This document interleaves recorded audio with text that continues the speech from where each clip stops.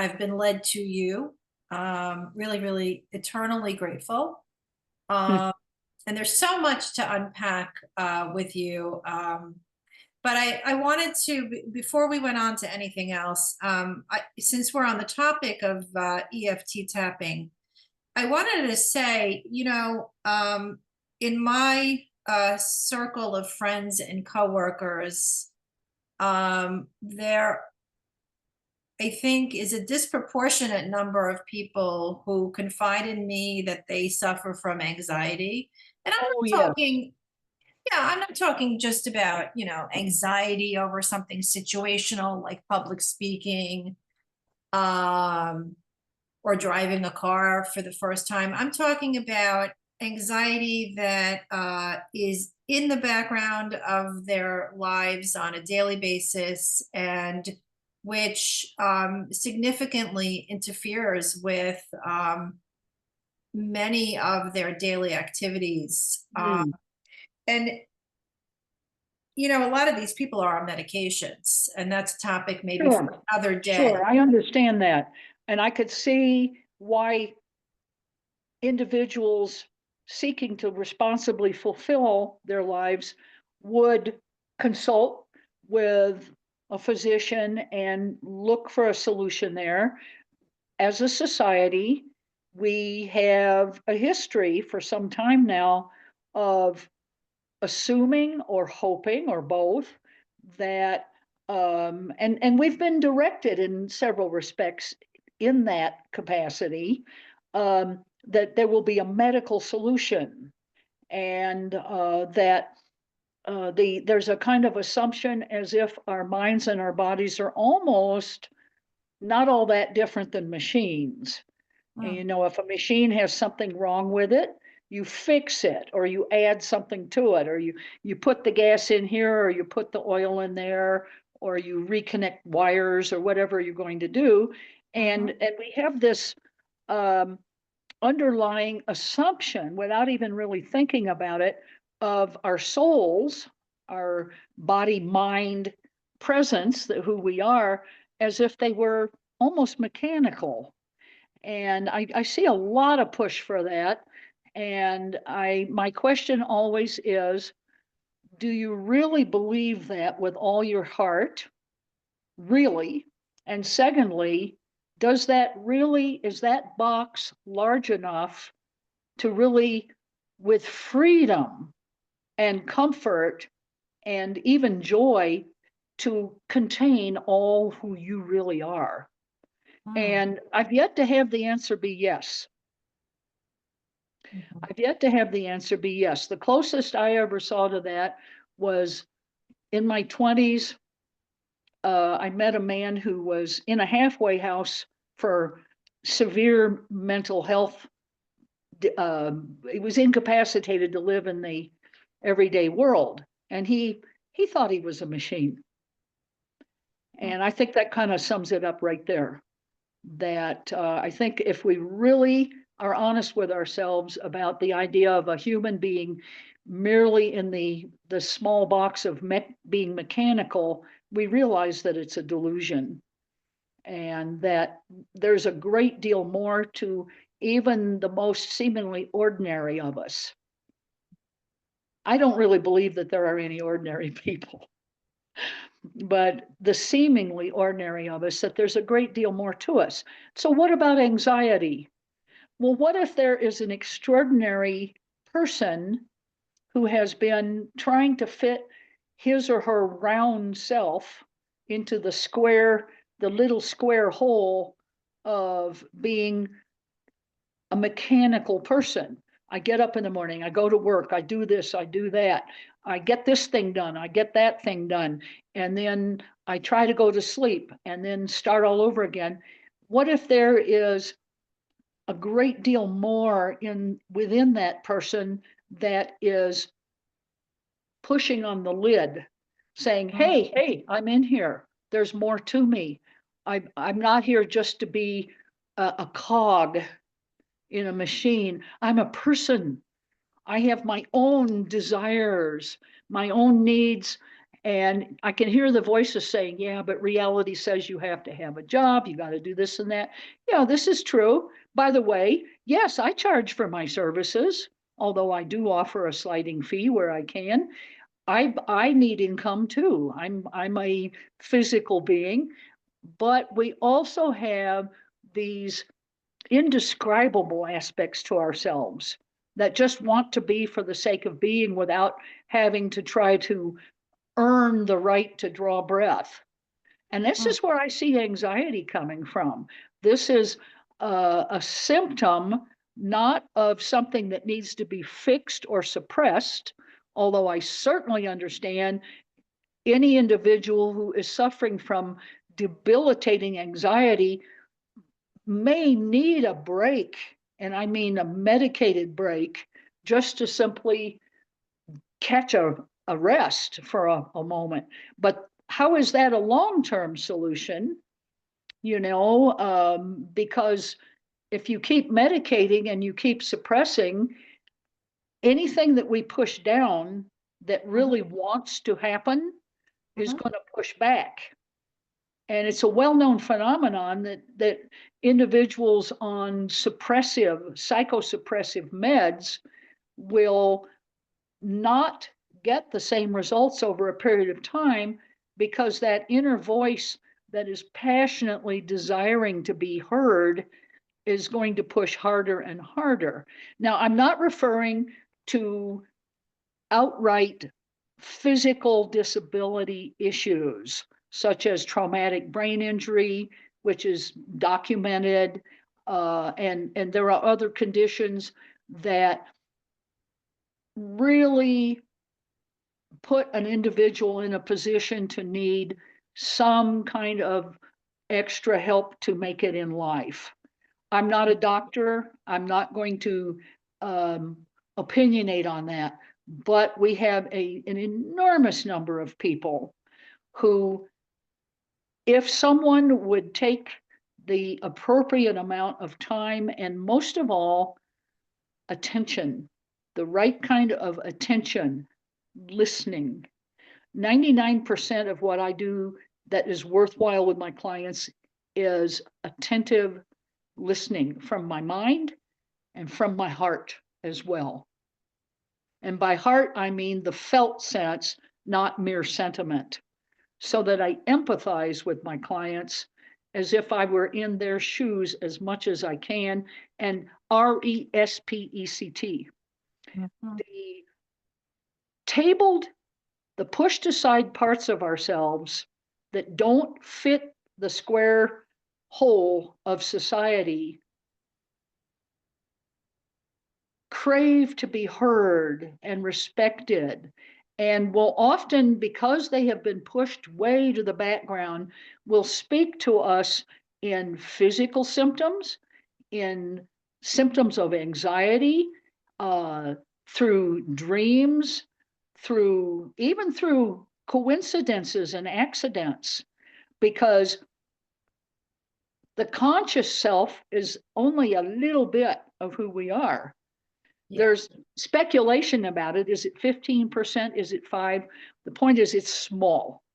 And then there's that enormous territory of who we really are that we pretend isn't there because we don't know what to do with it, i.e., the subconscious, the unconscious, but has very clear opinions.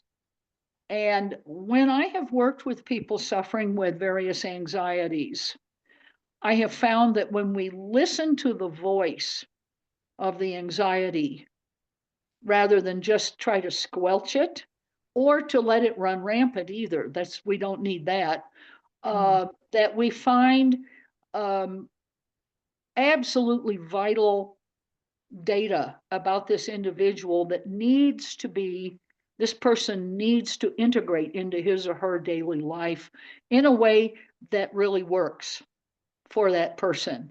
And it takes a kind of a creativity and even an artistry. And in the process of relieving the height of the anxiety, which we can do through EFT and breathing techniques and certain simple movement techniques. There's a whole range. People will respond to different approaches. And I've been around long enough that I have several, if A, B, C, or D are not appropriate for the person, then the level of stress can be brought down to the point where the individual can safely and effectively listen to his or her inner self and come home to his or her own mind and heart in a way that's going to work and be practical with the day-to-day life. We really can't, you say, what are you talking about, Dr. Baker? These are things that we really can do. I have a client, for example, whom of course I am not going to identify because I absolutely respect the privacy of my clients and students, who came to me very much unable to handle a broad range of encounters with family who were hostile and oppressive, with intimate partner, and was finding a need to come home from work rather often because of having emotional breakdowns. And as we, rather than pushing aside the anxiety, we listened to the voice from this person. What does this anxiety about? We found the story that was behind it. And as this individual got needs met, the anxiety went down and down and down.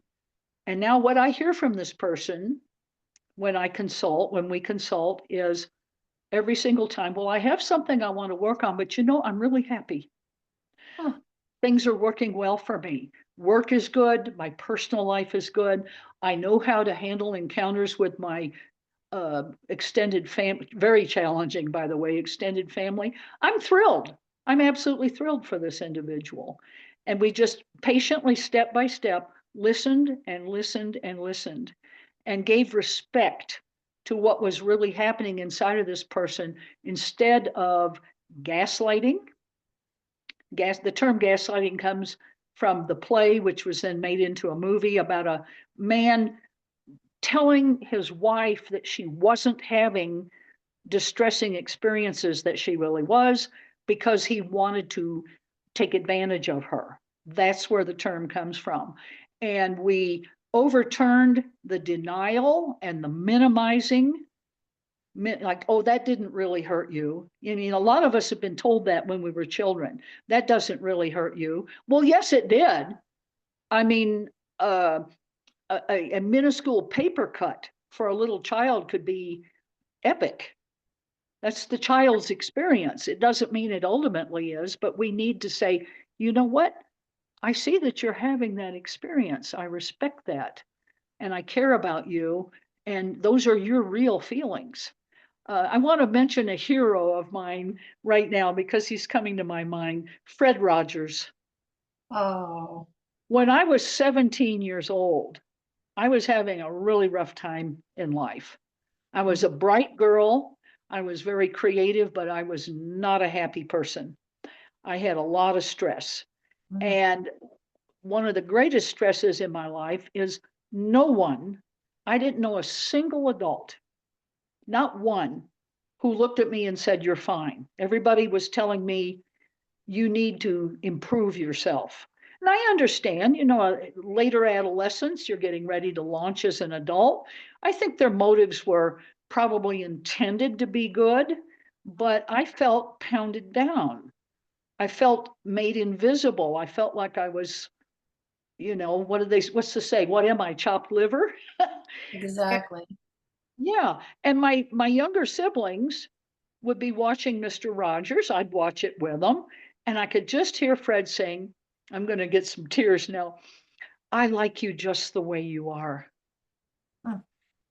And sure, it was a TV show, but I believed him. And to this day, I've looked into it. People who knew him, he was the real deal. Mhm. I would say without hesitation that Fred Rogers saved my life. The Yeah. only adult who was looking at me and saying, I like you just the way you are.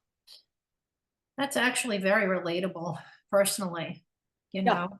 I think parents, even the most loving Sure. supportive parents could be supportive in a way that the child sees as stifling and critical. Sure, sure. And Mhm. I'm not here to chop up parents. I know, I mean, I look back at my dad. You want to talk about someone who suffered anxiety. He really did. You Mhm. know, I mean, I could go on and on about his laudable qualities. He was a scoutmaster when I was a child. He taught me how to be fascinated by nature, including snakes. I have respect for poisonous snakes, but I have no phobia about snakes like I think a significant number of women may, and some men too. But um, he was afraid that I wasn't going to get anywhere in life. So he didn't know anything else to do because, well, how did his father treat him? Well, his father pounded him Mhm. and yelled at him, and, you know, as a way to quote unquote encourage. So that's what he did. And, you know, I don't hold any grudge against my dad, but it didn't work. That's the issue. It wasn't working. And Fred Rogers, whom I never met personally, but I'm still convinced, had I done, would have respected me because of the way he treated other young people. That did work. Ray Robertson, the psychiatrist whom I respected so very much and learned so much from, I had a panic attack one time when I was around that age. And it was the middle of winter in the Chicago area at nighttime. And I ran to his house. I mean, you think about this, a professional psychiatrist, and pounded on his door. Well, what did he and his wife do? They welcomed me into their home and put me in a bed and made me welcome overnight. I've never forgotten that. You know, I'm not saying that every psychiatrist or that I want to do that every single night. I mean, I got to get my sleep sometime, but this heart to heart connection, as well as the sophisticated intellectual understanding. Like, for example, if we get back to EFT, I can talk to you very clearly about what's going on physically and neurologically in the body when we use what we refer to as the reminder phrases that uh, permit us to focus just enough on the stress that we've been suffering that we connect with it and feel it without being completely swamped and blown away. At the same time, we're doing the meridian tapping. That when we do that, if if we were to have the equipment with the electrodes on our heads, we would see electrical energy that has been mostly confined to the lower brain stem where we have our primordial impulses, fight, flight, or freeze. We would see that quiet down and begin to bloom more in the prefrontal cortex, which is where we have our more rational thinking and our decision making and our ability to reflect. Now, we need both, obviously. Mhm. If I'm in traffic and somebody is suddenly going to hit me, I need to have reflex reactions before I think it out more slowly and reasonably. Boom, I need to be Mario, what's his name? Anzetti? I'm going to say the name wrong. I need to be able to get the heck out of there and then I can think about it later.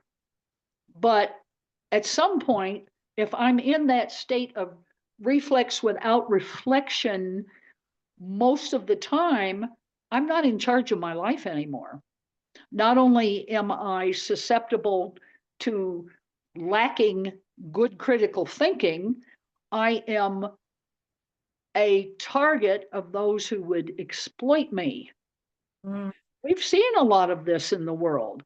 Um, I have, for most of my whole many years of life, I have been devoted to understanding how humans operate so that I can help myself and be of service to other people. I'm sorry to say there are people who have the kind of training and skills similar that I do, who have, shall we say, gone to the dark side and are in the service of parasitic individuals and people who haven't got the memo that they should live their own lives instead of exploiting others. That's Sure. another story.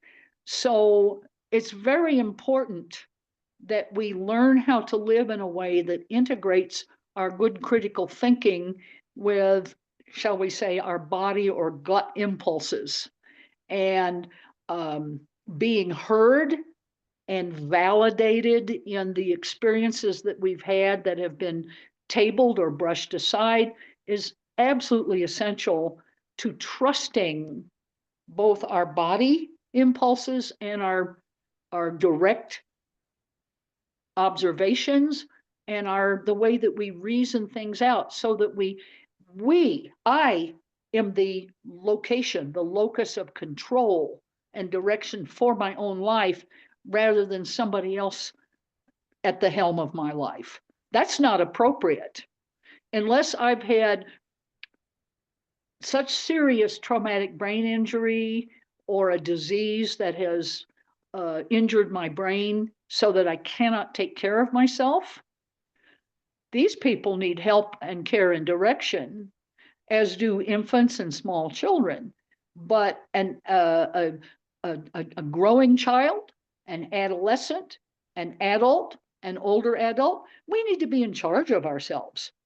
I'm the only one who knows what's really going on inside of here. No one else is going to understand that the way that I do.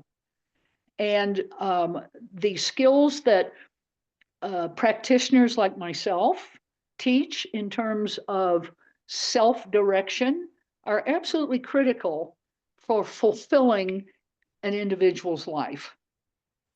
Thank you for that, Beth. I meant to stop you earlier, but you were on a roll, and so I didn't, but I wrote this down to remind myself. You referred to something